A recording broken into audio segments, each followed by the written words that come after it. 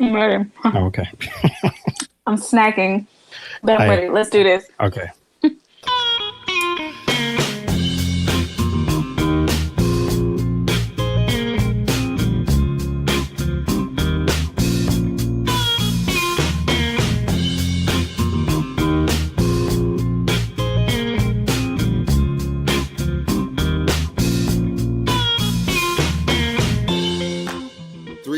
FX presents the Indu Podcast with your host, T. Sterling Watson.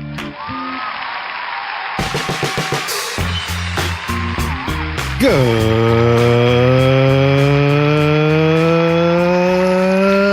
morning, Indubians. I'm T. Sterling Watson. And I'm Courtney. Did that get you off guard? No, that was an extra long one. It was just like kudos to you. You've been practicing. You've been working out, bro. Okay. I'll take it. Anyway, this is the Indu Podcast. Thank you for stopping by and pressing play. This is episode number 80. This is week number sometime. It's hot in August. Oh my God. Yeah, Yeah, it is. yeah. I was about to ask, is it hot there too? Yes, of course it is. I'm more southern than you are, so That is true. That was a stupid question. I take it back. Is it hotter there? Yes. Obviously, we're not in hell, but we're hell adjacent. I feel like. Okay. Well, what is your maybe not your current temperature, but your high for today?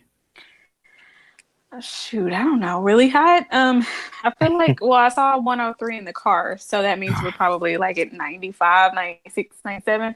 But honestly, even though it's been hot, we've been very fortunate this summer. It has not been nearly as hot as it should be. So that's a blessing and maybe a little bit of a curse, because I feel like now winter is going to be real crazy. Mm. Well, we've been around that too. I know the dew point's been what they keep calling oppressive. So like in the 75, I guess, era. So yeah, that's not good. I'm waiting for it to be like 80, 85. I don't know if it ever gets higher than 70, but I think if it is, that's when we're actually like in water and we're swimming. So I don't know. Yeah, that's gross. I'll need to find some people smarter than me with weather to find out what happens if the dew point. Well, I guess that's what the 100% dew point is, what you find on the grass in the morning. So sure, okay, I'll take that. It's dew. That's what it is. Just as long as it doesn't have, what is it, a lime? Not lime. Whatever flavor Mountain Dew is supposed to be. I didn't expect that, but yes, it is a lime, lime adjacent. What is it? Sure. Lime adjacent. I mean, unless you know what it is. That's acceptable. I don't. I mean, it's kind of on the tip of my tongue. I was thinking citrus. That's what I'm thinking. Citrusy, but lime is citrus. So it's an undeterminable citrus flavor. Sure. Yeah. Lime adjacent. Yeah. I don't drink it anymore because I used to for a short while. I'm like, what am I putting in my body? And this was many years ago. I think I was going through a phase, going through all the sugary drinks, all the energy drinks. I definitely know Monster wasn't for me then. I know it's definitely not for me now. I couldn't even finish a can. It was no. Yeah. What was the other one? There was another one. I think it was called Surge. Remember that one? Surge, I remember. I've never had it, but it looked like Mountain Dew, but just it's basically death in a can, which is why they don't make it anymore. Have you had it before? I believe I have, but I didn't make it. It wasn't like part of my regular consumption, but it was not. Yeah, it didn't last long. I was about to say, were you ready to just like wow out, like just? I just know that if I had it, I mean, I never really was huge on pops ever, even as a youngin. And I remember when Surge was starting to be banned everywhere, and I was like, okay, cool, whatever, what else? And speaking of banned beverages, I do recall, and actually I saw this in the store recently, so I can't believe it's still for sale, but cocaine is an energy drink. Wasn't that in one of the energy drinks? No, I don't know if it was in it. That was in Coca-Cola. They actually had Well, cocaine yes. in Coca-Cola. Maybe that's what I'm thinking of. Yes, like back in the day. Yeah, that is the OG Coca-Cola. Like, yeah, oh, we missed out. Give me a real Coke. A real Coke. But no, they had an energy drink called cocaine, and it like was a huge thing on the news because they're like, don't, they shouldn't be selling these in the stores because the kids are going to buy them and think it's like, actual drugs or whatever. I don't know. I mean, kids shouldn't be drinking energy drinks anyway, but right. I mean, why would you need to name it cocaine though? I don't understand that. What's the marketing behind that? I guess it gives you that same kind of buzz. I don't really know. I don't even know what cocaine does. Like, I know it's a drug, but I've never partaken. Partaken, probably. Yeah. Partaken. You've never partaken. Partaken. No, partaken. Partaken. I've never tried it. I've never tried it. Yes, there we go. English is hard. Words are hard. Your words are hard. TM. So. Did you just trademark your own? I mean, slogan? I might as well go ahead and buy my own pillow. I want to buy the one with what's his face? I can't think of his name now. See, names are hard too. William Shakespeare, the one that obviously I designed. So this is a huge plug right now for my store, which totally. Yeah, I mean, if you haven't checked it out, check it out now. Yeah, now is a great time to pause and reflect on why you have not partaken in this store. Partaken, that's what it is. It's partaken. Yeah, that's what it is, obviously. Right. Because I mean, it's the same thing as if someone took you, you are tooken. So that's what it is. It's partaken. All right. Or somebody shook you, you're shook. No, exactly, that's shooketh. Yes, you're shooken. Right. Or you're shooketh. Or shooketh. It's shooketh. Get it right. And there's a super, super, super inside joke with I forgot her name. Someone on Twitter, someone actually had, I guess, a typo. I think she may have had the typo, and it really helps if I knew who this person was. But instead of shooketh, she wrote shooketh. So like the name Keith, but like in front of it. That is so great. So I decided, like, well, that is now going to be it. Like forever now and ever, it's going to be Shooketh because I'm Shooketh. That is amazing. I'm gonna have to research this out now. Right, and that's my goal now. It is. I mean, I could use this as a segue to what's been going on. And one of those things is I actually, and this is huge, and I actually know it's huge because I told like 2 people that know me fairly well. And I told them I deleted Twitter off of my phone. And they were like, oh my God, are you okay? like they were shocked. Like, I think I'm a little shocked too, because I finally went through and did it. And then just yesterday, I actually took Instagram off my phone too, because I kind of felt that was almost becoming a replacement, but I was like, I'm just going to delete it anyway, just to see, what happens. And it's so why did you delete the apps? I did it for a couple reasons. One, I know I kept talking about doing it, but it was partially for an experiment. I wanted to see how it affected the battery life on my phone. I wanted to see how it affected my productivity, at least during the workday and even at home, because most times I might be at a laptop, but I'm not really online doing anything. Well, I'm doing stuff, but I'm not, online doing it. And also for self-care and mental health, because what I know you and I have talked about over, like, I was going to say over the years, and it's almost kind of been that way, that is like our main news source. And a lot of times we get a whole lot of bad news and then a whole lot of people commenting on that news. And it's just an endless cycle of just, I mean, not all of it is bad, but just sometimes it's just like, it's too much for the psyche. Sure. Yeah. So you're just trying to filter that a bit more, and for self-care reasons and for productivity reasons, remove the obstacle. Right. The obstacle is what you called it? Obstacle. Oh. See, I mean, we're sitting here just, just making up words as we go along. Maybe have said that, but what I meant and what I said in my head was obstacle. Okay. I mean, I like obstacle because shove it. That's kind of what it was. It was an obstacle that I had got over. Nope. So do you feel more, productive, and do you feel more sane? Yeah, sane. That's a good word. productive? I want to say no, but the work that I had put out in the last weekend alone would prove otherwise. I'm going to plug another thing because by the time this comes out, actually it's going to be at the end of this week. So I'm going to give out the link now. I'm going to give it again later, but bit.ly/GMFM shop. That is another store that I manage, another online shop that I design t-shirts for my church. So my church store has had 6 designs for like the past few months. And I'm like, I'm really slacking here. I've got like almost 30 on mine and 6 on the church site. So I need to really bump that up. So in a matter of like, I will say a week and a half, I was able to produce a little over 20 designs. I will actually cut that down in half because half of them are in black and then you just switch it over to white. But yeah, I pretty much I will be debuting at least 21 new designs unless something comes up in the next 3 days. But I'm planning on debuting them Friday so people can go there and catch on to the sale, because whenever you upload a new design, it's on sale for 3 days or 72 hours. So yeah, I would say partly that being productive. I wrote out a bunch of notes for some other projects I plan to be working on this month to hopefully debut for next month. Which, can I do this? Can I announce this now? Do you think I can?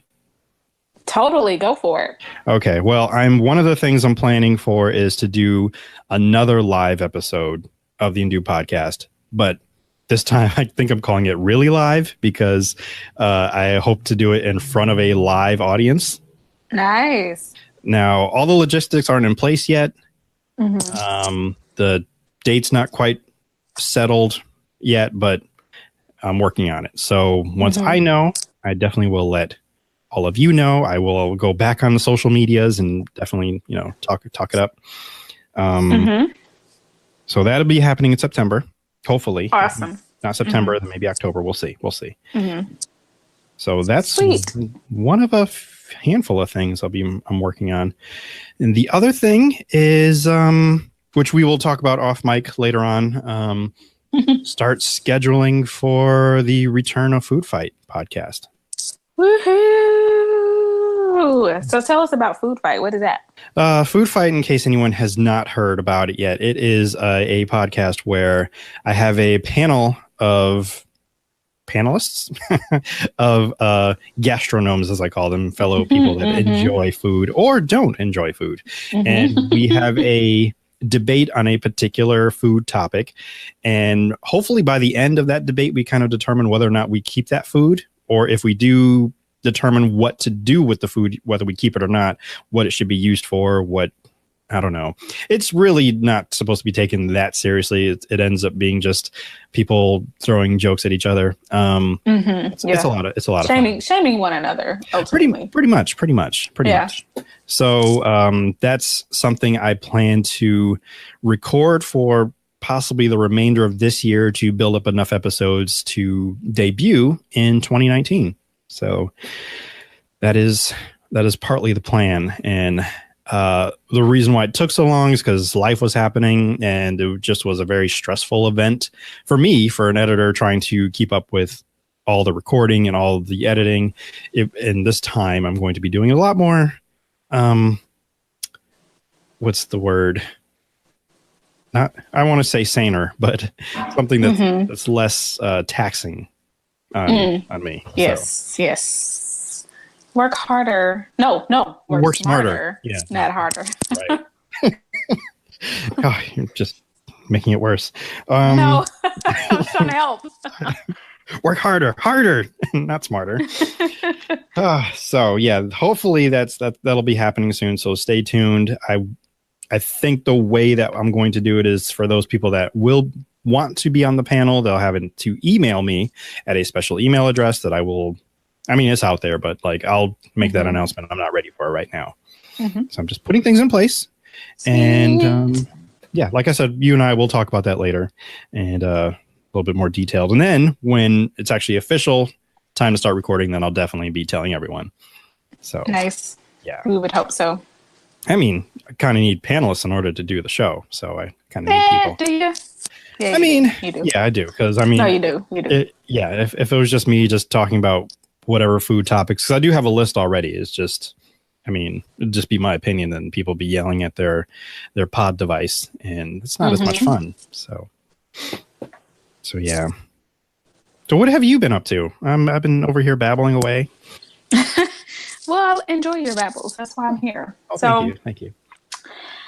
Just up to no good as per the norm. But not much to report, honestly. I have gotten back into yoga. Nice. With the goats? That's been with the goats. There's goat yoga. Are you familiar with that? I am not familiar with goat yoga. Really? That is a thing. Why would I be into that though? Well, you said yoga. I mean, I obviously know we've discussed it, but like goat yoga came to mind because I actually did see a friend recently. Like, okay, so it is a thing. You do yoga with goats. Sometimes the goats, I guess, they're small goats. So let me put that out there first because one of the goats was standing on my friend's back and it was a little goat. So it's, I don't exactly know the purpose of why the goats are there, but it's one of the trends that people have been doing, yoga with goats or goat yoga. So I'm not into that trend. I've never heard of this trend. I don't know that I will ever be a part of this trend, but I am into yoga now. So I've gone to 2 classes now.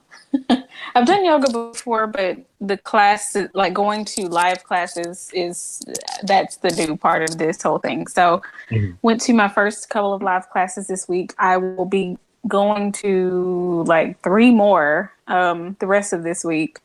Literally Wednesday, Thursday, Friday. About to say that's almost like the rest of this week. it literally is the rest of this week.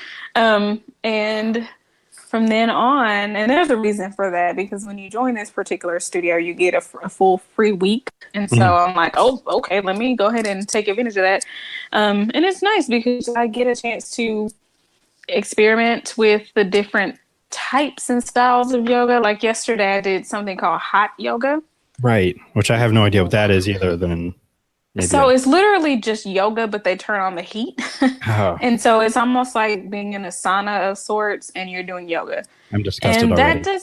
No, it's amazing. So shut it. But it's pretty cool because at first I walked in and I was like, wait a second, it's actually really hot in here.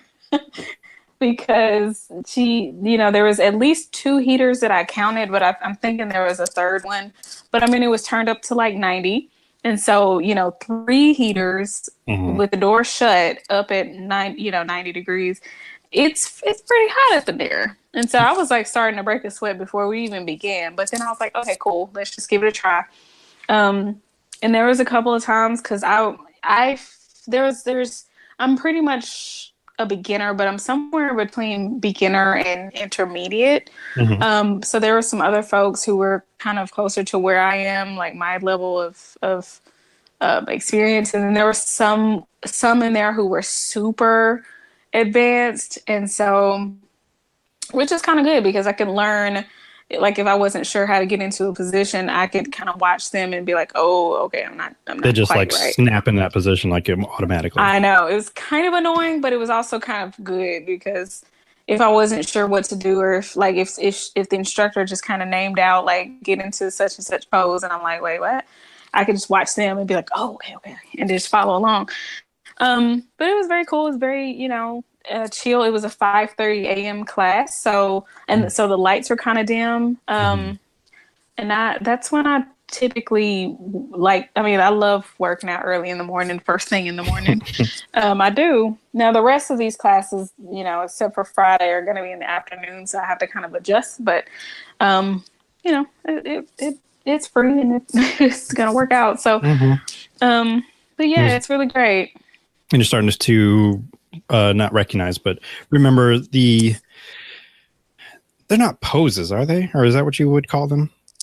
They're called, I'm not sure how to pronounce it, but it's either asana or I think it's asana. Savasana. Asana. I think it's called asana, but it's a position. It's a position. Yes. Yeah. Okay. That's what I was looking for. Okay. Man, why can't you just do it outside? you could, but it's probably hotter in the classroom, I'm sure. Because even here in Arkansas, it's that early in the morning, it's not nearly as hot as it probably is in the classroom. Wow. Okay. Yeah. Because it's, like I said, we've had a pretty mild summer, and like there's been days where we can roll the window down and get enough air, and that's enough, which is not common for a summer in Arkansas, especially this late in the summer in August. It's supposed to be like sweltering. Is that the right word? Sweltering? It's not nearly as bad as it normally is. So, yeah, it's hotter in the classroom with the 3 heaters turned up to 90. Understandable. So when you get into the crouching tiger, hidden dragon, you'll be able to breathe fire. So basically.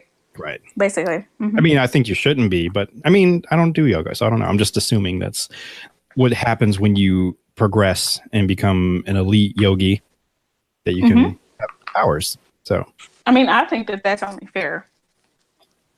I would hope so. I mean, what other is reason to do it? I mean, how have you been feeling since you've been doing it?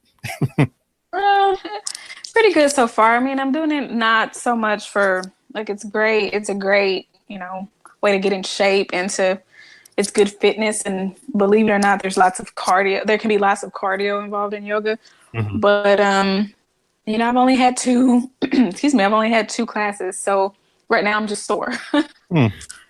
But I'm getting to, I'm learning the positions, and I'm learning, like, I guess the mental and the spiritual side of it. So that's, that's cool. Which is why I'm really, really grateful and glad to be able to take advantage of the free week, because I can kind of experiment and go to different classes that I wouldn't normally be able to go to. Right. And kind of figure out what I want to do and get into it. And so I've already decided, like, I'm going to pay them some type of money so I can continue. I just have to figure out, like, which package and which track is the best for me. Oh, well, that sounds good. I still have not gone to any kind of gym or workout because I just feel like what I do at work is a bit of a workout. And I still don't think I sent you a picture of what it is that I do, like my daily work load, which I might have to do later. You haven't. Yeah, I will do that because I had to take a picture for work for a manager. So yeah, I will send you that picture later. Good. Some other new things that have come about. I'm just going to list them off because I actually forgot to talk about this last episode, but I got an air fryer, which I'm super excited about. I haven't used it in the last week, but that's partly because of my other new thing, which isn't really all that new. It's a game that is 14 years old, but I really only played it for about a year that I had access to it, which was a friend of mine introduced it to me in college. So I went to his room and I played it like all the time. Like, aren't you here to hang out with me? I was like, we are hanging out. And then, I just went back to playing. Come on. Using him for his system. I jest. We hung out and had mini lunches and whatnot. Sure, whatever. I then introduced it to my sister, so she bought it, and then I was able to go to her house and like, aren't you here for dinner? I'm like, yeah, we are eating, whatever. So, but this game is called Katamari Damacy. I'm trying to make sure I pronounce it right because I've been calling it Damacy so wrong. I told you about this game just recently because I think you probably asked me what I was doing, and I'm like, oh, I'm hanging out, talking to you, whatever. I'm playing this game. But I love it. This game, the concept of it is, in case you've never heard of it, you just take this ball, it's highly adhesive, and you can roll things up that are smaller than the ball, making the ball bigger and bigger and bigger until eventually you roll up basically the whole planet. That is essentially the reason why, is because your character's father rather smashed out all the stars in the universe, and it's your job to replace them. So you replace them by... That's a pretty big purpose. It is. You have to take this Katamari and roll it around and then give it to your father. He throws it up in the cosmos and boom, new star. And he has you do all of this, and then you even do constellations, and then eventually the last level is you roll up basically the as much stuff as you can to make the moon. So that's like the final level. And the phrases in between, not phrases, but the banter or the dialogue boxes that come up when the king is talking to you, sometimes it's just nonsensical and just ludicrous, but that's part of the charm of the game. I mean, the fact that you can even roll up people and animals and trees. That sounds pretty cruel, though. It sounds cruel and violent, but every time I play it and then I'm playing with other people that are watching, like, what's going on? Why are you rolling up these people? And then even with my friend, when he introduced it to me, he's like, oh, no, they like it. They enjoy it. He was like, but they're screaming. They're screaming. But where's their consent? I don't know if they actually enjoy it or if they're just doing it so they don't die. I don't know. I mean, at the very end of the game, spoiler alert, there's like a storyline throughout the whole thing, and like this little boy, they're like, hey, our family is finally having our lunar vacation because we got rolled up in the Katamari. So he does enjoy it. Okay. Yeah. And in the end, you find out like they're fine. And then they came out with a sequel like less than a year before this came out. And it's called We Love Katamari. And it's all the fans are like, I really wish you could bring the Katamari underwater, or you could roll up the clouds because it's a rainy day, and and then there's one that's on fire, and I thought, it's like, oh no, am I going to be able to roll up people and have them on fire? But basically what happens is you bump into people and then they catch on fire and they run away from you. So no. So you don't actually roll them up. Terrible. But it is a little terrible, but it's still so much fun. And then you're too busy trying to beat the clock, or you're trying to keep your Katamari from extinguishing, because then if you ever fail a mission, your father, the king, he turns not evil, but like the shunning. The shunning is and like, nobody likes to be shunned by a parent. I mean, games, real life, what else? Like, it's never okay. Yeah, and the sequel just got worse because his eyes become lasers and he shoots lasers at you. What a terrible father. Yeah, he's not great, but he thinks he is. But it's so much fun. This game has been the other part of my self-care. And the first week that I had the first game, I just declared that week of the shirked responsibilities week.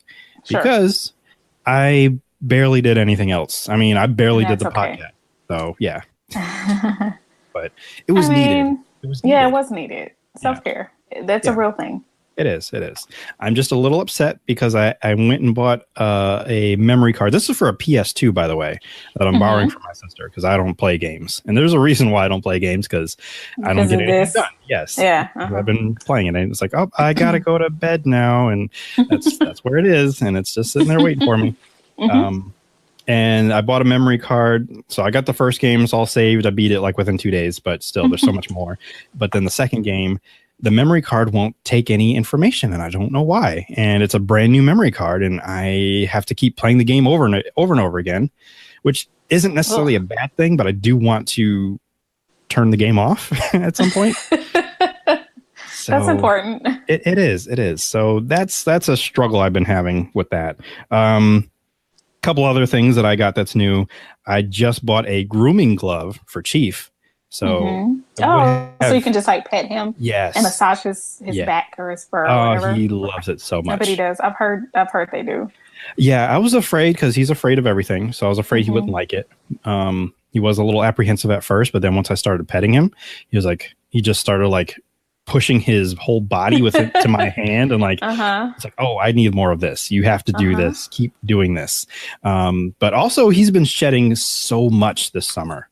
So I'm like, we need to do something about this, because, I mean, just giving you baths isn't enough. We need, and I know he hates the brush, so let me try the glove. And the glove really works. So good. This is me giving an endorsement to, I don't even know the brand that I bought. I just bought like the one that came with 2 gloves. So maybe the brush was too hard or whatever, but like with the glove, you can kind of gauge how hard you pet him, and therefore how hard the bristles like go into his skin or something. Right. I don't know. Yeah. I mean, that could very well be it. And the fact that he was kind of pushing back at me, so I'm like, oh, maybe I'm not petting you hard enough. You need to really want to feel those grooves and bumps and everything. I don't blame him. But yeah, he really enjoyed it, and it really did a good job picking out a lot of that loose fur. So I'm like, wow. Yeah. This is crazy. He's got white fur, for those who've never seen Chief. So this is a problem for someone who likes to wear dark clothes like myself. So, yep. Yeah. Actually, there's a couple more items, but one thing that I'm also excited about, I found Courtney. What? Oh my God, what? I found a new brand of ice cream.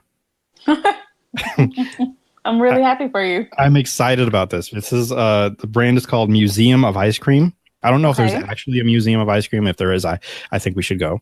That would be amazing. Yeah. But there's 3 flavors that I've tried so far. And there's about 4 more. I don't think I really want to try them because it looks like that it could just start diabetes, and I don't want that. Diabetes. Yes, diabetes. Yes, sugar diabetes. Let's see. The first one I had was called Cherrylicious, and that is a cherry flavored ice cream with cherry pieces and trying to think exactly the sugar cookie bites. So wasn't too bad. I like the cherry flavor. I like cherry flavors in general. Then I moved on to, actually, no, I'm going to say Churro, which is a cinnamon flavored ice cream with churro pieces. Ooh, that sounds good. It was good, but then I got tired because of the churro pieces. They're a little too hard. Like I would prefer it to be a dough. Yeah. Same thing with the Cherrylicious. I would prefer that to be sugar cookie dough, not sugar cookie bites. Gotcha. However, my favorite out of the 3 that I tried was vanilla. I can't even say it now. Vanilla Nair. I'm going to say Vanilla Nair. Yes, that's it. Boom. That's what you keep me around for. I know. That one is vanilla ice cream with like vanilla wafers, I think, in it. Ooh, so yes. That one, that is basically what I've been looking for, like for years. And I want to give Nerds of Prey. Right. I want to give Nerds of Prey a shout out because we talked about this on the Food Fight podcast, how I just want a vanilla ice cream, preferably with sugar cookie dough, but we're getting there. Like this is a step much closer.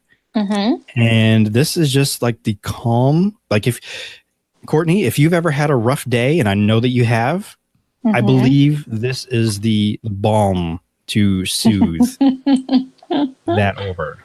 Like you come home, take off your shoes. I was going to say take off your hair, but you have natural long hair and beautiful hair. And like let it down, let it down. Let it breathe. You know? Let it breathe. You know, just get comfortable. Pop open the top and maybe turn on The Office and just let the Vanillionaire just soothe you. And that sounds beautiful. Like and like magic. Like it sounds like magic. It is, and I wish I wrote a commercial, so I'm gonna improvise one right now for you. It's been a rough day, and you get home. Just kick off your shoes, let down your hair, turn on your favorite TV show, pop open Vanillionaire, melt all your troubles away, and let this soothe you with vanilla creamy goodness, with little vanilla wafer bites. Sorry, I'm ruining it. Museum of Ice Cream presents Vanillionaire. Okay, I'm done. I mean, that's amazing. Like, first of all, you sold it to me both times with your impromptu ad and just telling me about it. It's my favorite out of the ones that I've tried. Can I get it though? That's the real question here. I found it in Target. So if you have a Target, I have a Target. Go check to see if they carry it. If not, I will have to get back to you on where else they might sell it. I do have a Target, so that's fun. Yeah, it's good to know. For me, it was just a little bit more than Ben and Jerry's for it was like $5, but it was worth it. I mean, I actually went to the store with the intention of getting ice cream because I had no ice cream in my freezer. It was a crime, really. I know. That's crazy. I know. Like, that's really crazy. So I'm like, I'm here to get ice cream. And then I found that. And I'm like, it's ice cream. It's new. I'm going to try it. Let's go with it. And I'm so glad that I did. I mean, no offense whatsoever to Ben and Jerry's. I still love you guys. But forever. Forever. Because you guys, did me solid. Some great stuff. But this was something magical here. So definitely go check it out. There are some more flavors. There's some kind of chocolate thing. I don't really do chocolate, so that's why I didn't really investigate. And the one that looks like it gives like sugar diabetes. That one is, I think, cake flavored, but it has sprinkles, and I think it has cookies, and I think it has cake. It's got a whole bunch of things in it, and I'm like, this I don't sounds like it sounds like a party, but a party that might kill me when I finish. Or like never allow you to sleep again, maybe. Perhaps, like if I'm gonna go out, like I know I'm about to die, like I will eat some of this first. Then the whole thing probably, but. Yeah. If you have any, intention to live a good, healthy, long life, maybe not the whole thing. Or if you're an evil uncle or an evil aunt, you would get feed this. that. Yeah, you to know the kid. Yeah, exactly. Oh yeah, and then send them home. Exactly. See, this is why we get along. It's because that's what I do. I'm that aunt. Terrible. No, I'm not. Terrible. I'm not. I don't do that. I'm sure. I don't. I heard stories. No, you haven't. No, you're a lie. I don't remember what the other couple flavors are, but I will. I am going to do a Patreon post about it because I saved the cartons so I can at least talk about it and show you what they look like. I mean, it's very simplistic, very minimalistic in the design. It's very nice. I really like it. Nice. Yeah, moving away from ice cream. I want to give a huge congratulations and shout out, and I'm so proud of you and I love you, to my mother for graduating her class. She now knows the language, or the foreign language, of HTML and CSS. Nice. So if you need a website programmed or written, she can do it. That's awesome. Unfortunately, that's really awesome. It is. It really is great because it was something I don't think we anticipated, and she didn't think that she could get through it, and she was talking to me, trying to have me help her. I'm like, you are actually far more beyond than I am. I don't know what this is, so I can only just change the colors. That's about it. So and that's something, Sterling. Don't listen that. That is something. It is something. I mean, I know basic HTML, but she's like, I think she's able to like make clickable, like, those menu things that come up and all the stuff, all the magic that happens. She knows all of that. I'm like, oh, look at that. The sad thing is we are trying to have her go and do our church website, which is run by Squarespace. Great, place over there, just in case they ever want to sponsor the Indu podcast. However, we can't find the CSS code in order to go in there and change stuff. So we might have to call their excellent 24-hour customer service, which I hear about so much about, to see how we can do that. So, have you Googled it? We have not Googled it. That is a good idea. Google it. Yeah, Google it. Because, I mean, I've heard that the Squarespace support line is very helpful. But, I mean, I feel like that's a pretty simple thing that you can like just Google. Maybe that'll help. Or maybe even on YouTube too, because everything's on a YouTube. lot of like Squarespace is very popular, so somebody I'm sure has had the same question out there. Right, and I know you're able to use coding, but they just make it so easy for people who don't code, like myself. So, right. But coding is available, so I would think I will do that. I will check out YouTube and Google and see what I can find. So yeah, that is all. But like I had already said before, there are new designs. I'll give out that link again that I had worked on called, they're not out as of this recording, but they will be live on Friday or for the weekend. But bit.ly/GMFM shop. You can also probably go to Grace and Mercy Ministries.com, and hopefully there should be a link there as well to check out these new designs. Many of them, all of them I'm proud of, but some more than others. 'Cause I'm like, oh, wow, this one just came to me like that. Or I'm like, ooh, this is really creative. I like this. I'll get this on a mug and a shirt and a hoodie. So I'm excited. Nice. Exciting stuff. It is. But we will take a quick break. When we return, we have some of our other usual suspects. Well, they're not suspects. They're our usual segments. That's the word I was looking for. Well, when we return, we'll come back to Sheboygan news and other fun stuff. The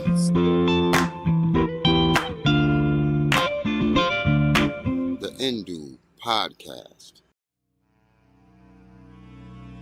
It's right in your own backyard, hiding behind a bush, or maybe already inside your house. Sometimes they are hanging out in malls, in schools, in churches. While it might be hard to believe, roughly 5 million Americans don't even know where clowns come from. In communities just like yours, there are many who need help.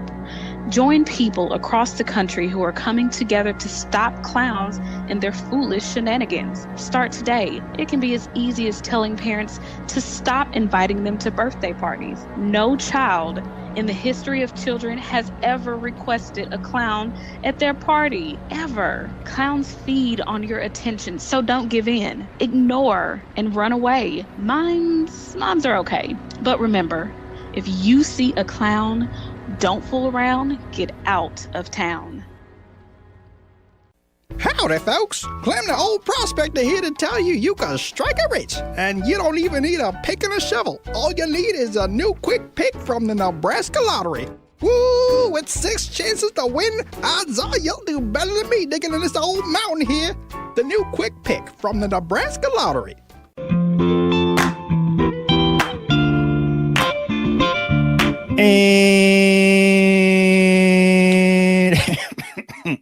And we're back to the New Podcast. Wow. Yes. Sorry, there's lint.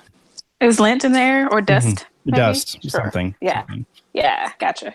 I didn't take my allergy medicine today. Good morning, Sheboygan. Sheboygan news. Today we have Sheboygan's Brat Days seen through the eyes of an outsider. So this is kind of like for us. So how we would see it.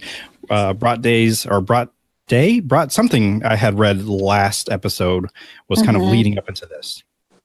So here I'm going to try my best to keep my own interjections out because this is written from a firsthand account, and this writer or reporter, both, but she uses a lot of her own, just kind of speaks in the first person. Yeah. So I'll try to keep myself. You can comment as much as you like, Courtney. Here, so you can differentiate your own voice. So here we go. Choo Choo Choo could be heard throughout Sheboygan's Kiwanis Park on Saturday as men from around and outside the state competed for the title of all titles, winner of this year's brat eating contest. Over 50 people sat at the base of Kiwanis Park, ready to take in the much-hyped event. Cameras, phones ready. The crowd chattered about contest favorites and familiar hometown faces. I sat on the outskirts, enraptured, as they announced the men who hailed from faraway lands like Wooddale, Illinois, and Neenah. I tried to predict who would be in for the long haul. One man had Gatorade set out to accompany his brats. Another had orange juice. Another had a towel ready to wipe down sweat. Obviously a pro. Among the men were winners of years past, champions of the brat. Brothers stood side by side, ready to finally determine the stronger sibling, young and old, small and not small. Then all looked poised and overly confident as 5 naked sausages were placed in front of them. Wait, what? You said naked? Yes. Is that what you said? Okay. Yes. There's plenty of euphemisms to be thrown about here. The rules were simple. 10 minutes, eat as much as you can. The person who has consumed no filling of the cheeks like Alvin and the Chipmunks allowed. The most sausages gets $300, a year supply of Johnsonville sausage products, and gets to donate $500 to a charity. Second place gets $150. Third place gets $50. Nothing, though, prepared me for what happened after the judges said go. Expectation: the men would take bites, chew, swallow, repeat. The winner might possibly get to 10 brats, max. Reality: a dozen men shoveled, smushed, gorged, and devoured these sausages like their lives depended on them. It was a beautiful car accident, a sight where one is grimacing, but also unable to do anything but cheer them on. One host of the event wore a poncho, apparently in years past. Some of the contestants were unable to keep the sausages down.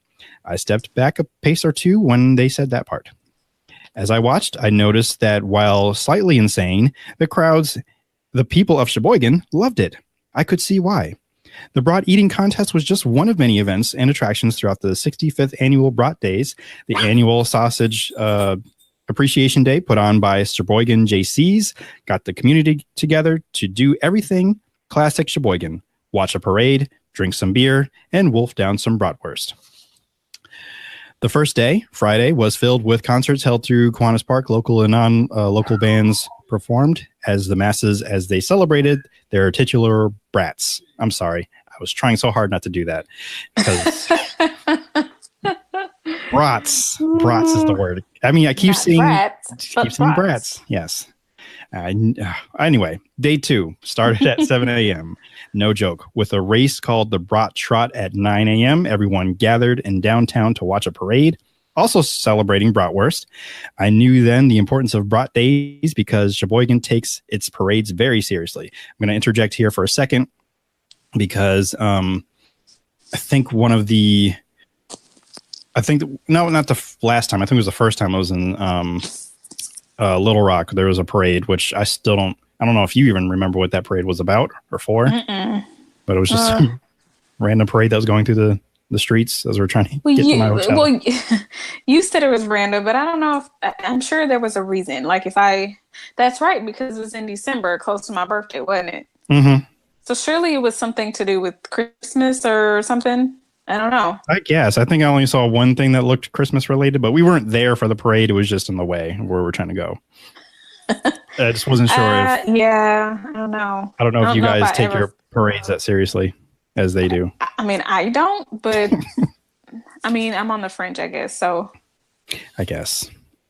But I will continue. Men and women, children and adults were dressed as sausages, Olaf, SpongeBob, and others as they made their way down 8th Street. I was given free cheese, a banana, and a stuffed zebra pig, among others. I'm interjecting again here. I would like the free cheese, and I would like the zebra pig. I just want it all. If you said it's free, I want it all. Thank you. You're right. You're correct. It's free. I will take it. I don't eat bananas, so I will give that to the next person. So you should probably start eating bananas, but whatever. I don't like them. They're mushy and gross. Lord Jesus. The mayor rode ahead of hopeful politicians, high school dance teams, shaking and jiving to the beats of Psy and Beyonce. And I'm interjecting again. Huh? Is it Sia or Saya? Psy from Gangnam Style. Oh. I'm assuming that's probably the only song that they did too. Okay, sure. Yeah. Because what other songs are there? I mean, he came out with another one, but it was not as, catchy or fun. Good. Okay. What them Gangnam Style? Okay. Community bands loaded on the backs of semis and children being adorable. A Mainer, myself, I have never seen such devotion to sausage or anything remotely close in my entire life. The brat eating contest followed the parade, and while it lasted all of 10 minutes, it was most charged 10 minutes I've experienced since coming to Sheboygan. I'm a poor judge of eating contests. Many of the people I thought would be titans quickly got eliminated after 5 brats. You could see the heavy sausage weighing on their stomachs as as the speed with which they consumed the meat slowly decreased. All but one. Blaze Coon, the eventual winner. Yes, that is his name. Blaze. No, I don't know about that. Well, I'll spell it for those just because it's here, and there, I mean, even his picture was everything too. BLAIZE KOON. So, yeah. Okay. The eventual winner kept an even pace throughout the 10 minutes. The 2016 champion, he was knocking back 17 sausages like nothing. I later learned that he is a food eating challenge pro, a Nina native. Wow, that's almost a tongue twister. He goes around the state eating up his competition and making a lot of money. So you can get paid for eating. So just of course you can. Yeah. It's America. Sure. America. By the end of the 10 minutes, I mean, does any other country have an eating contest, let alone several eating contests? Celebrating gluttony like that, and then pay you for it. I mean, that is the most American thing I think I've heard. It's pretty dang American. It is. Yeah, it's pretty dang American. It's America. Yeah. I feel like pointing at empty chairs right now. Right. Let's see. Yes. Eastwooding was a thing. Okay, where did I leave off? Okay, yes. By the end of the 10 minutes, he had devoured 17 brats. Now, if you think he got sick or was tired after, you'd be wrong. Only an hour later, he competed in an ice cream cake eating competition. Oh. He didn't win that one. He didn't do well, actually. I can think of maybe 17 reasons why. Sure. Yes. When asked what he would use the 300 for, he said he'd probably use it to buy food. What a guy. Thus concluded. I get it. It does. It does. I mean, you're a national eater. He might as well, or eating champion. Just get more tools to eat with, I guess. I don't know. Thus concluded the highlights from my very first brat days. Fun and a little strange, but very Sheboygan. It could have been much worse. Haha, I get it. So do you get it? You get it? Okay. Did y'all get it, audience? Okay. Yeah. Okay. Cool. I did that look like, oh, come on. But I also I see what you did there. But I like it. It's pretty clever though, right? It is. And I think what I would have done was I would have included that picture of the pun dog just to really drive it home. That's my favorite thing. One of my favorite things. So that's what's going down in Sheboygan, which one day I definitely will visit just to see how, because one day we will go through the stupid rules or stupid laws that they have. I think it's not just limited to Sheboygan, but I think all of Wisconsin. But it's a doozy. Now we'll go into Black History facts. Black History. Black History. Black History. Black History. Facts. And the reason why I picked this one is it actually came up on the news on Sunday. And I barely was able just to grab his name because I liked all the things we're talking about. And we're going to talk about an artist by the name of Doc's Thrash. Like that alone. Oh, you know him? Yeah. No, I don't know him, but I don't know him, but I mean, I'm thinking of Infinity War. I thought it's like, oh wow, you know this person, or no, I guess I should have led with. Sounds awesome though. I mean, yeah, his name sounds like he should be like a superhero of some sort, right? But I mean, in a way, he kind of is. He is or rather was, but an African American artist. A famous skilled draftsman, printmaker, and painter of African American life, and the co-inventor of, I should have pronounced or practiced how to say this, carbonundum printmaking. That wasn't too bad. Okay. But basically, it's when you start with something like a dark. Cause I feel like I've done this in art class, but not really to this level. But you start with a dark canvas, and you're scraping things away to get it lighter. So he co-invented that with a few other, I don't know if he just worked with in an art studio, I believe in Philadelphia, I believe.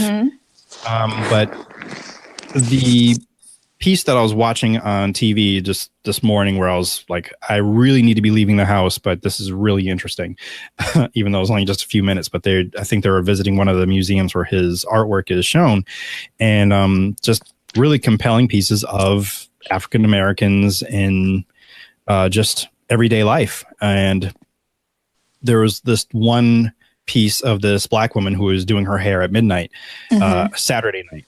And it was the person talking about the piece was like, we don't know if we assume that she's doing her hair because she has to get ready for church in the morning. And that's it's just a ritual that we Black folk have to get ready the night before. Right.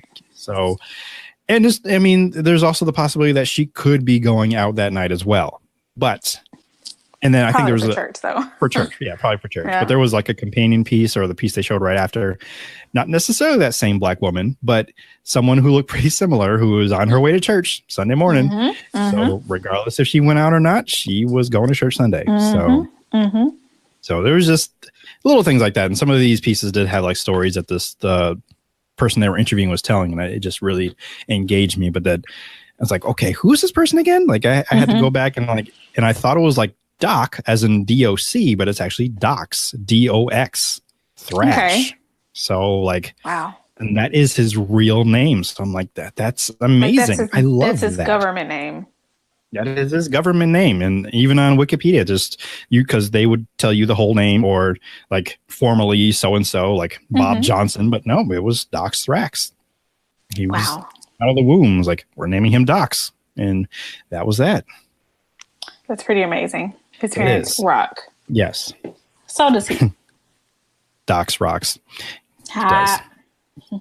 And and definitely check out his pieces, his works. He does some really great artwork.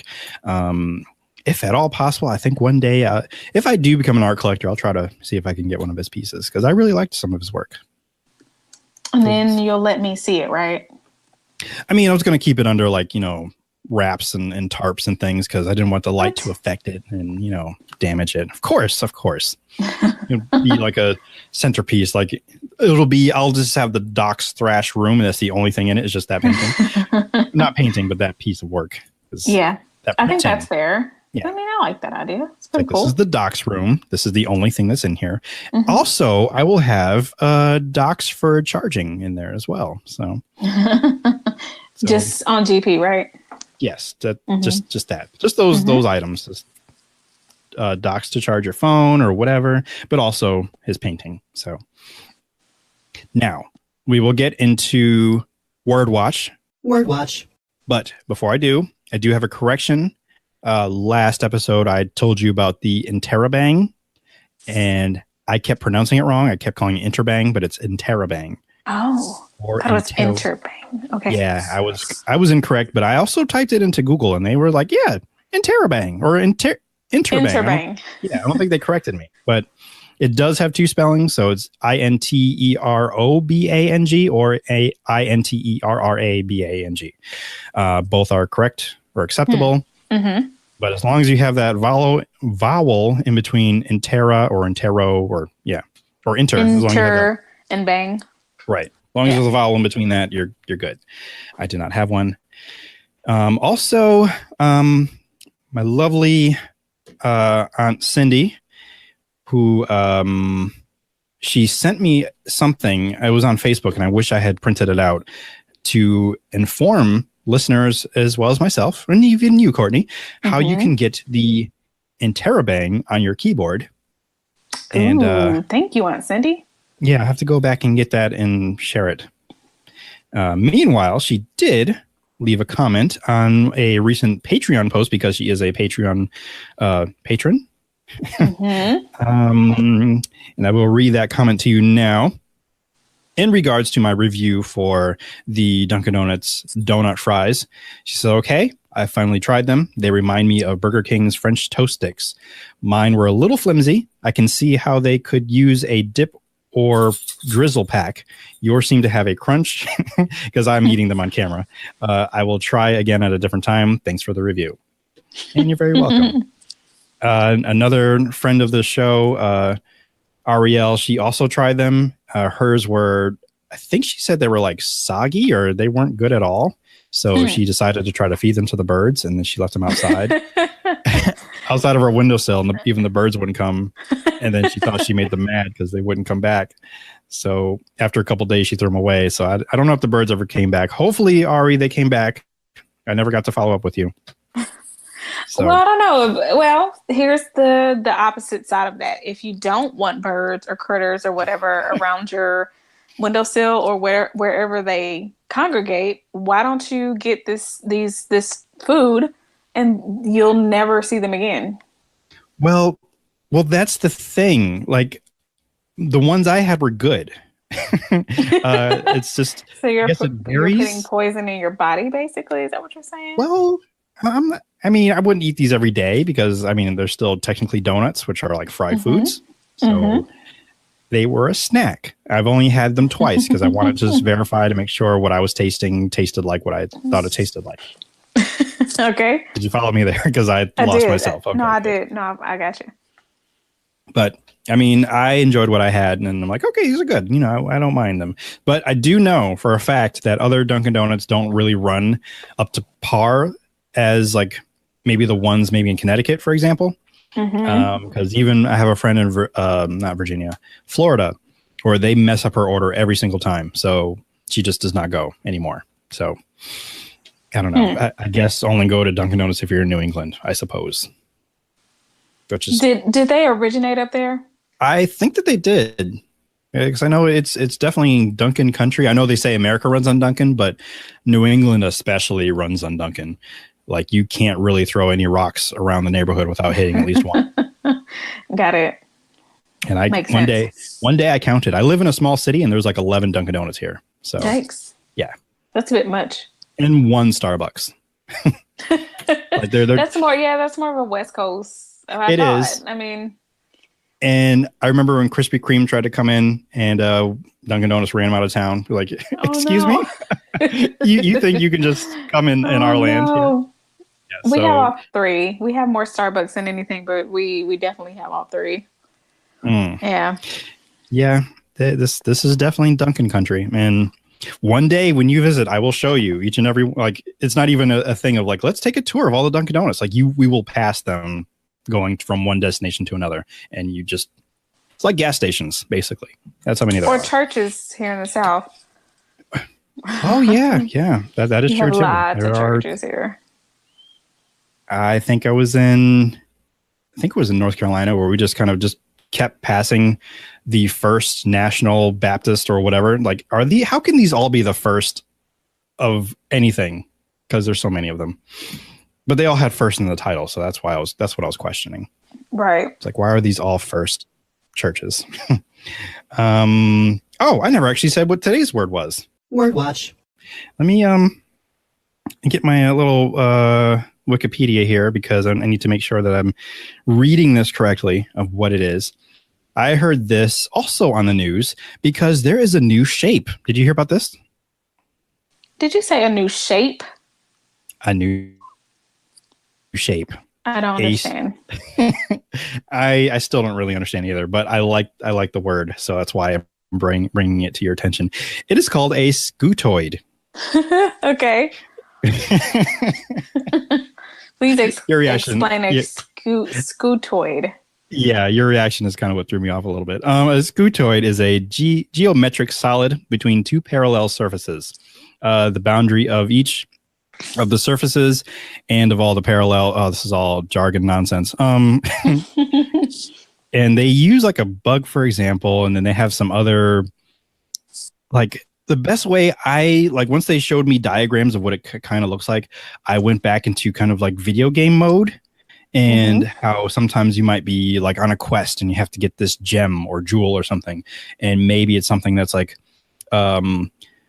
a hexagon, but like a 3-dimensional hexagon or whatever. So it's like a pillar, but then you slice part of it off, just like at an angle, and you might have like a triangle that forms there. And that whole thing is a scutoid, I think. Why do you sound so unsure about this? Because I never got a grasp on how to explain what a scutoid was. I just got so excited, like, oh my God, that is this episode's word watch. And I never really fully comprehended like researched it. Right. And then I went to go make sure that it was like already like, because I typed it into Google first, and then all the other, like the first headlines popping up saying a new shape is found, a new shape is discovered. And I think it was even on like Colbert, and he was even like, I mean, how can you discover a new shape? Like, how? Right. When? Why? Right. And how? And I was thinking, okay, it's going to look like something really weird. It's going to be all squiggly. And like, oh no, it's one of those 3-dimensional things. Like, boo, I wanted something simpler. I don't like this shape. I reject it. But yeah, it's here to stay, and you can look it up. It's spelled SCUTIO. I'm sorry, TOID. So scutoid, and it's just fun to say. So it is. Yeah. So it's a fun word. I think I might adopt it to be maybe an explicitive where I could just like stop being a scutoid. Like that was I like that. That was a real scutoid thing to do. Like only scutoids like that. I should use it at work and start calling people that annoy me, or not even annoy me, just to throw them off and see what their reaction is, just to be that guy. And I would pay you good money if you recorded it some type of way. I don't know if you like could I don't know, hire a friend or a fellow coworker and be like, hey, watch this. Yeah. And then they just record it. So, I don't know if you can do that, but I think maybe you should seriously consider doing it. I will. I'll have to try. Be pranks around the office. Well, it's not even an office. Pranks around the warehouse. I have to because I want to give a shout out. I think now that he has left, I don't really think he'll be checking up on me, but just in case he will, I do have nothing but good words for the great Bobby Hill, who has retired. I know I've told you stories about him. But he would be the one that I would probably tell that to, because he would like the information like that. So Bobby Hill, that is for you. And I recently found out that Bobby Hill is also the name of some character on King of the Hill, which I do not watch. So I'm not talking about that Bobby Hill. This is a different Bobby Hill. This Bobby Hill is a mix between Jeff Goldblum and Christopher Walken. So, and I mean that as a compliment, because he's a good guy. He's a character. He's a character. That sounds like a pretty awesome mix to me. Just me, what do I know? Yeah, he's an interesting guy. He's a drummer, and I think he's going to start traveling now. Now that he's retired from the state. So, kudos to him. Nice. Happy trails, friend. Go, Bobby Hill. Sterling's Bobby Hill. Right, not King of the Hill, Bobby Hill. Right, no, not him. No. He's just a child. Yeah. That one. I don't even know who that is. Yeah, It was a kid. Yeah. Oh, okay. That's okay. See, that's how much I don't know. He's funny, but he's a kid. Gotcha. Well, we're going to take another quick break. When we return, just couple more items to check off, and then we will wrap this thing up. Whatever this is. Whatever it is, I don't know. When we return. Yeah, whatever it is. The Scootoid. We'll wrap the Scootoid up.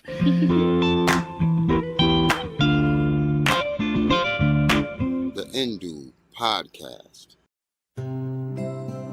Here at Johnny's Apple Orchard, apple cider is always in season. There are plenty of happy customers year-round. I love me some of that apple cider from that Jimmy Peach Fuzz. That's Johnny Appleseed. Jimmy Cherrysdale. No, Johnny Appleseed. Jenny Applecoat. Close enough. Johnny Appleseed's Orchard Apple Cider. Always in season. Look for it in the produce aisle at your local grocers. Wake up early to make the big decisions. Command the room before you enter it. Confidently order lunch because the meeting is over. El Jefe, the new fragrance for men. And La Jefa for the ladies. Smell like you own the building, because you do. And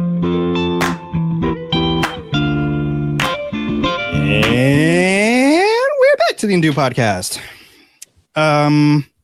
Let's see. I did want to give a shout out to a new app that I found in place of all the social media that I've been clouding my mind with over the past forever. I found this app called Curiosity. And did you happen to check out the article I sent you a while back? How about you remind me? Yeah, I feel like cause I know I told you about it. Like, oh, send that to me. And like, oh, wait, maybe I should read it to you, or at least some of the things to you. And Yes, but you're like, no, send it to me anyway. And I sent it to you. So this article in particular was for. But now I want you to read it to me a little bit. Okay, it is 4 ways a black hole can kill you. Yes, I remember that, Yeah. but I remember it. You did not read it. I didn't read it. Sorry. Yeah. See, So I try to bad. keep you up on things. Oh, let me whisper. Sorry. I try to keep you up on things. Like I'll send you like videos or like articles like this, but you don't read them or watch them. But then you can just tell me about them. Why do I have to read them? You can just we can be in conversation and you can just tell me about them. How about that? How about like also the songs I sent you? I don't think you listen to those either. I'm mostly listening to them. But God, why you gotta put me on blast like this? Well, I'm sorry. I take it back. Oh, there's a save feature on this. I'm sorry, I just opened up the tab here, the Curiosity app. So I could try to pull up. See, I just found out that you can save articles that you like. And I didn't know that. Because I'm trying to find the one that I sent you, which is titled "The 4 Ways a Black Hole Can Kill You." Oh, I was going to say maybe this is a search. And I feel like if I put just going to give me all the, because this is mostly almost like a science app. It's got so many science articles. And what I like about this, oh, great. It's the first thing that came up. What I like about this is it'll notify me like every day, like, hey, are you ready to learn something new? I'm like, yes. Or just like the most popular trending article that day.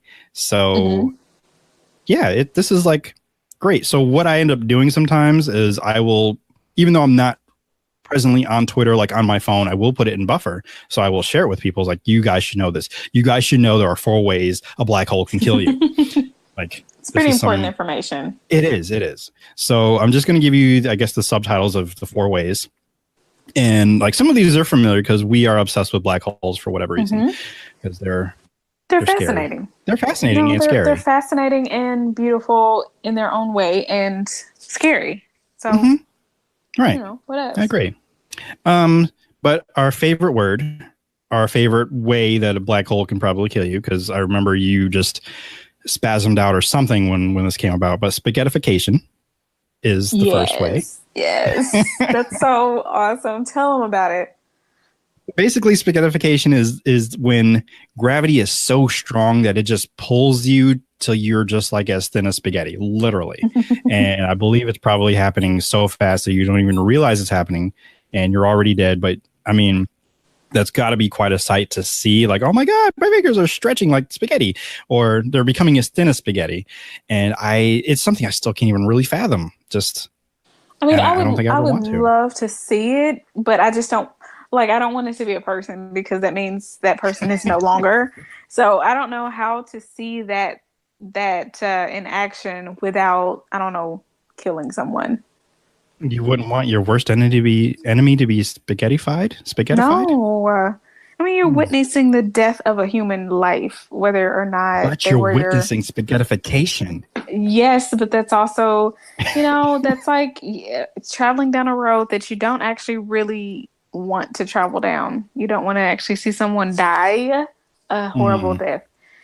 So this is true. I was going to say, at least you're not the one killing them, but you do still make a point. So I'm just saying, I'm trying to keep us pure and holy and moral, and you're messing it all up.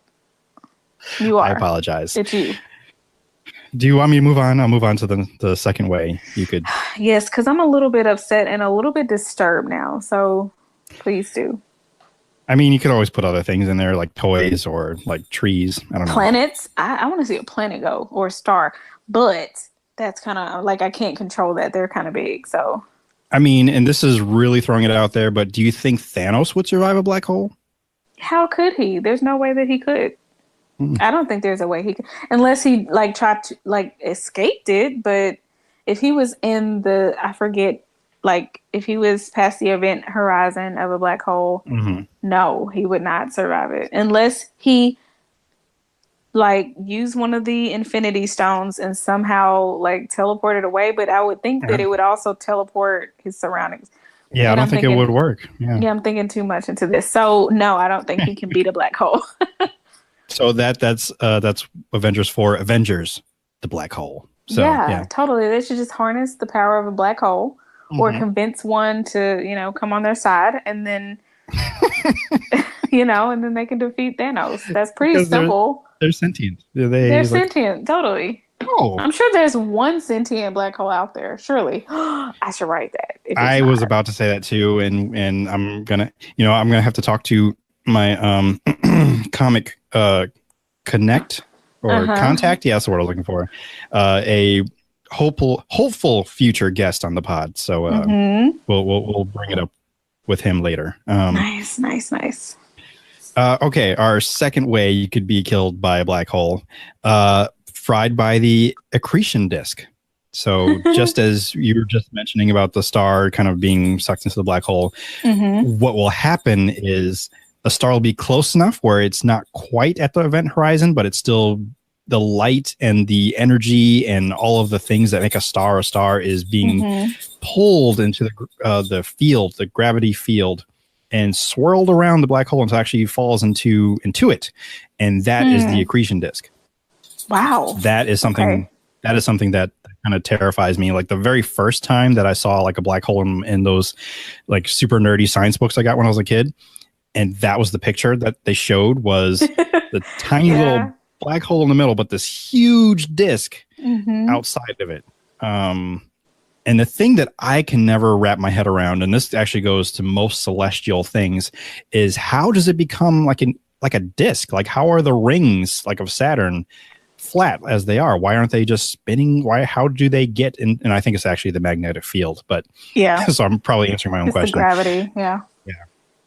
But like, it's kind of how like our moon orbits around us. It's the gravity and the pull of it and how it slingshots it back out. Cause it's not in a perfectly, circular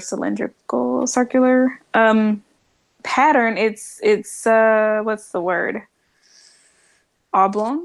Like it's not perfectly circular. So, I mean, I think it's the same thing with the black hole where the black hole itself is the thing that creates the gravity, right? So the stuff around it, the disks around it is created by the gravity. I think that's my non scientific brain. I think that's that part I get. It's just how does it become a disk? Like, why isn't it not just a swirling cloud around the black hole? And how did it become flat, like a disk? But then I think that's where flat, though.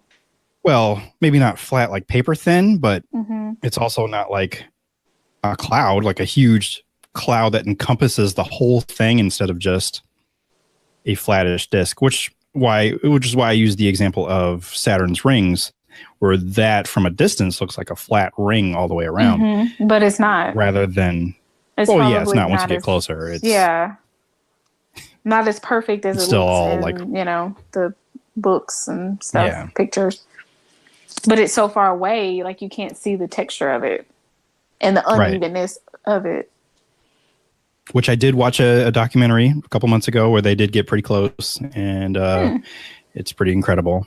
So I do know it's not like flat, but it's still, it boggles my mind, and I need to find Neil deGrasse Tyson and ask him these questions. He would know. He really would know. He would tell you, and he would break it down and make it like understandable. Because like it's space for dummies, and I will raise my hand first and say I am a head dummy because there are some things I just don't know. So I don't get it. Like, people still explain dark matter to me, and I'm like, I don't understand how, why. And I know they don't understand it either, but I just want, and I think that's what makes me feel a little bit better. I was like, okay, good. We're both confused or just don't know. Third way a black hole can kill you, zapped by plasma jet. Ooh, I don't know that one. You don't know this one? I don't think I know that one. This is basically, I'm just skimming over just to make sure I know what I'm about to start talking about. It's basically the excretion of a black hole that sometimes happens, and it kind of just sputs out all of this stuff that you don't really want to be around because it's deadly. Yeah, it'll kill you. It'll kill you. And it's radioactive, among many, many other things. It is plasma. I'm just reading just horrible things about it. So it'll kill you. Yes, that's number 3. Incinerated by firewall is number 4. Did you say firewall? Now, yes, I did. Like a computer. This one I'm going to have to read because I read it and I'm like, what? And then I think I just closed up the app, or I just sent it to you, or like, look at this. Look at the first 3 ways, because the 4th way, I don't think I can help you. Let's see. So this one is more theoretical, but just as terrifying. See, I'm telling you, this is scary. The moment you pass the event horizon, so I'm still with you. You're incinerated on the spot. Okay, I'm no longer with you. So yeah, that sucks. This is like that's pretty. This is that known sounds as the pretty firewall quick. hypothesis. Okay. It is. So you don't even get to experience the spaghettification. I mean, maybe you might a little bit, but like, so what's oh my god, though? Is the firewall or the spaghettification like which is going to happen or neither or what? We won't know until we send something, and that's partly the thing, because even if we do send something to the black hole, it's going to be destroyed. It'll be destroyed, but apparently we may never really see what happens to it because of the way that black holes affect time. And they affect time, but also they're black, so you literally can't see inside of it. Correct. From my understanding, after a certain point, and from my understanding, what will happen is, like, say you sent a bottle, and once it hits that event horizon, it'll look like the bottle is no longer traveling anywhere, like it just stopped. But really, in reality, it's destroyed, or it goes into the black hole. It does whatever it does because we can't see it, and time and light, nothing can escape it. So that image just stays there probably for a very long time. So it's really kind of trippy. And I know there are like some videos out there that can explain this a little better than what I'm saying. So yeah. That's pretty cool. I mean, it is really cool, but it's also really kind of scary. And I'm wondering I'm wondering if that's that documentary that actually ties in Doctor Who with like some of the real things in science is still on Netflix. Because I know it was after they took the show off, but that thing was still there. I might have to look to see if it's still there. Because I think they talked about it on that, as well as talking about wormholes and how they always fold that paper and stick the pencil through the hole. And but I heard that wasn't accurate. Is that true? I don't know. That's folding the paper. It's another question for Neil deGrasse Tyson. Yeah, I need him to explain it because I thought that was pretty like, oh, I get it. But if it's not accurate, I'm just believing a lie. And I don't want to believe lies. Theoretically, it makes sense because we're folding not time. We're folding space. Right. But there's also wormholes are a theory because I don't think we've actually found one. So. Or have we? It's just, I don't know, or they're just not telling us. They've been in movies, so surely it's true, right? And that's one of the premises behind Deep Space or Star Trek Deep Space Nine, where there's a space station set up next to a wormhole. So there's that.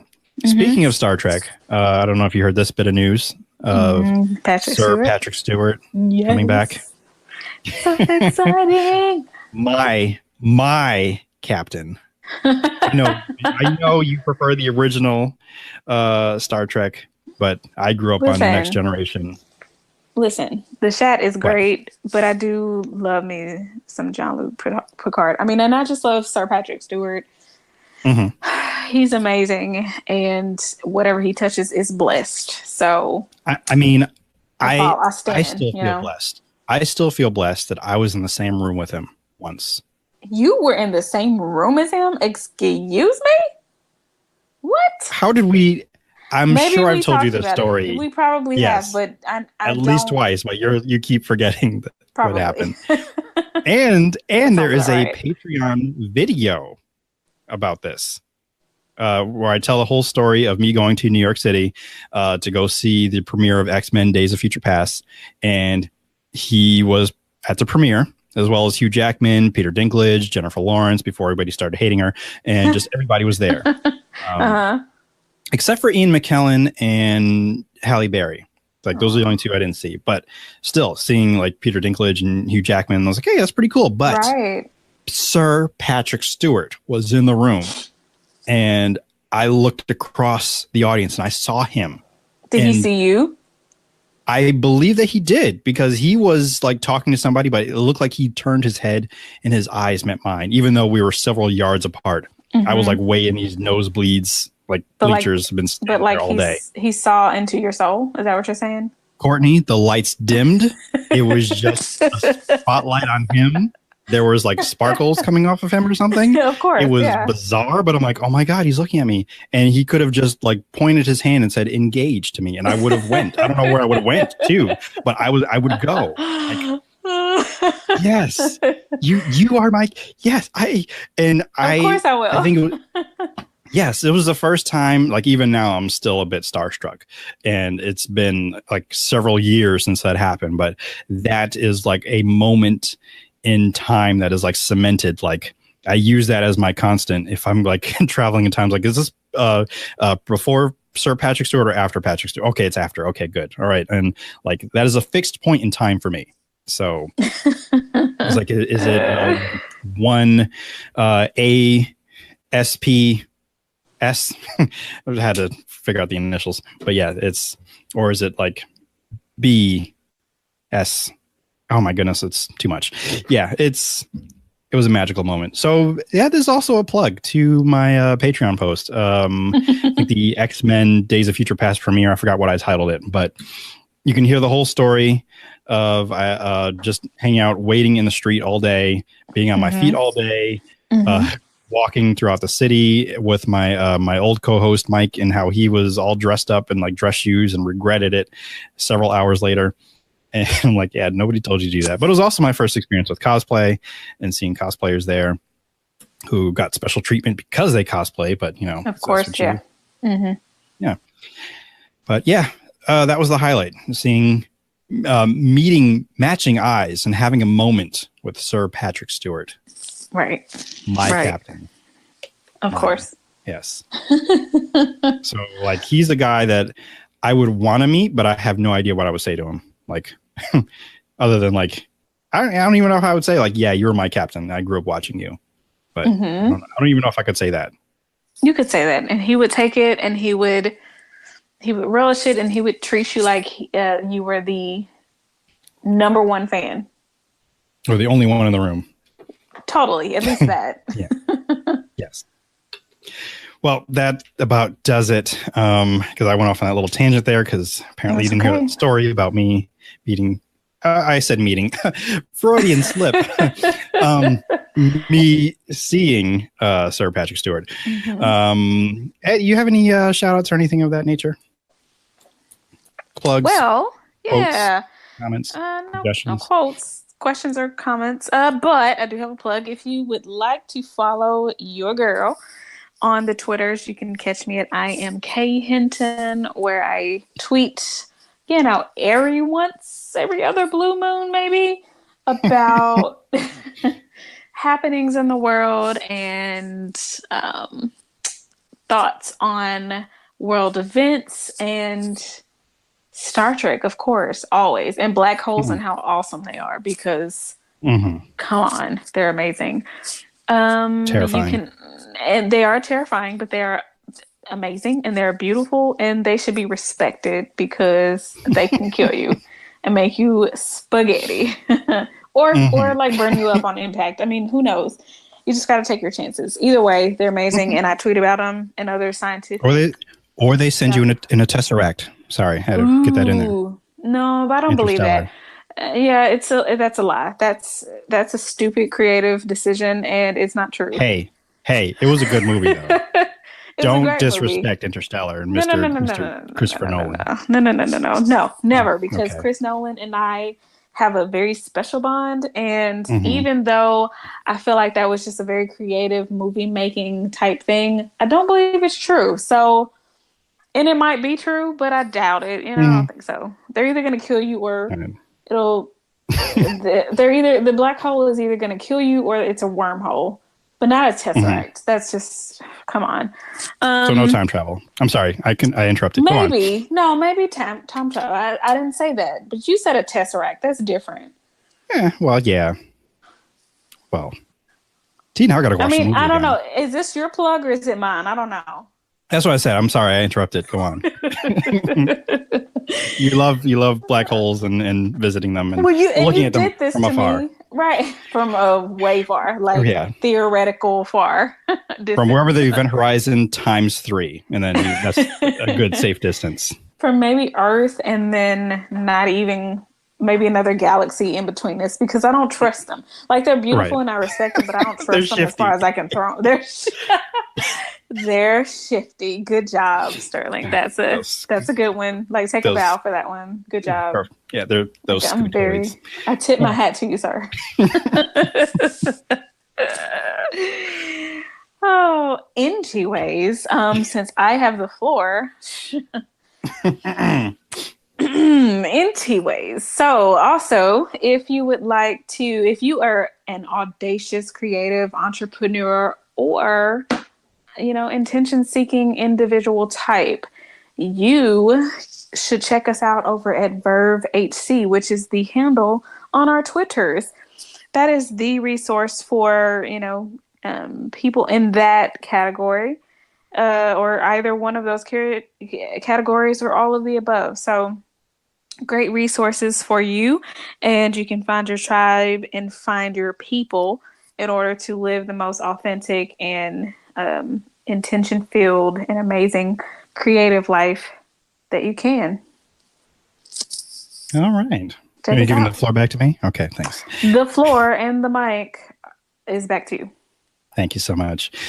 As I said before, you can definitely check out the new designs at bit.ly/GMFM shop.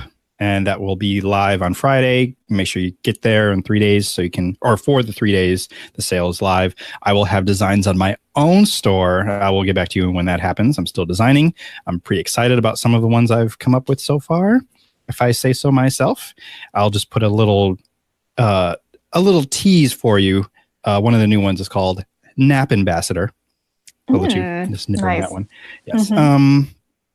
Now, I know that I have been away from Twitter and Instagram, but you can still follow me. I will still use those accounts and definitely to promote things and let you know and send out links and probably links to some of these articles that I read and find interesting. But I may not interact with you until like a day or so later. So I apologize in advance.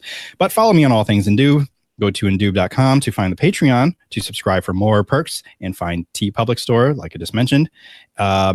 Please rate, comment, share the pod on Apple Podcast, Stitcher, Google Play, and Spotify. Hey. And of course, Podbean. Yeah. And please, by the way, yes, thank you. Please leave comments and rate. Again, the stars and such, they're supposed to help, but I don't really know. I have checked the Apple Podcasts recently. Just do it. Yeah, just do it. And of course, again with the Patreon, most of the things are only $1. So I think even that X-Men story with Sir Patrick Stewart, I think is $1. So there you go. I think I'm going to have to pay for it because I really need the details. I feel like you go more in detail on the Patreon.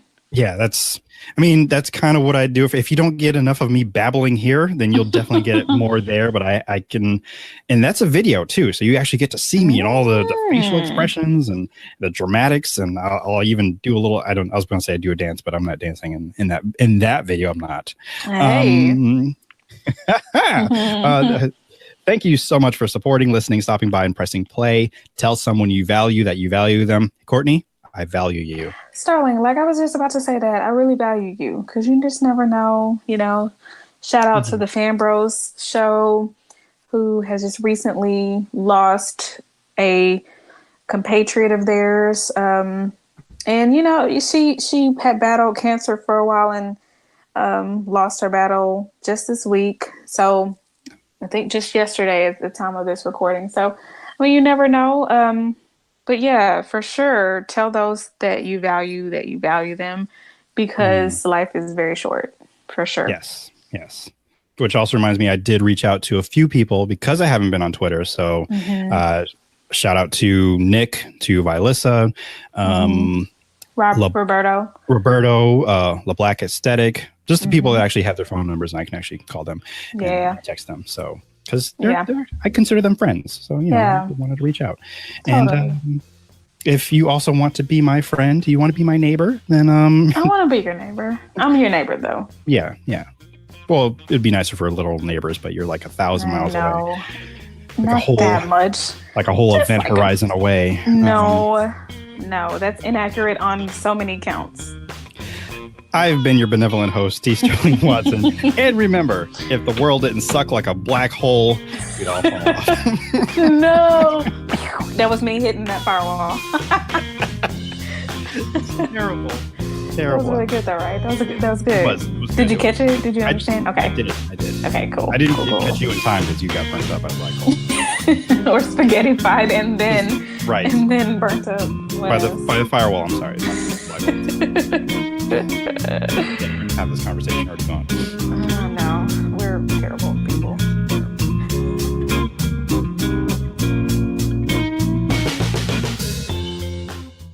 The Indube Podcast is recorded in a studio somewhere on planet Earth. The Indube Podcast is part of the Indube Network. And if you'd like to get in contact with the Indube Podcast, please email indubepod@gmail.com. That is indubepod@gmail.com.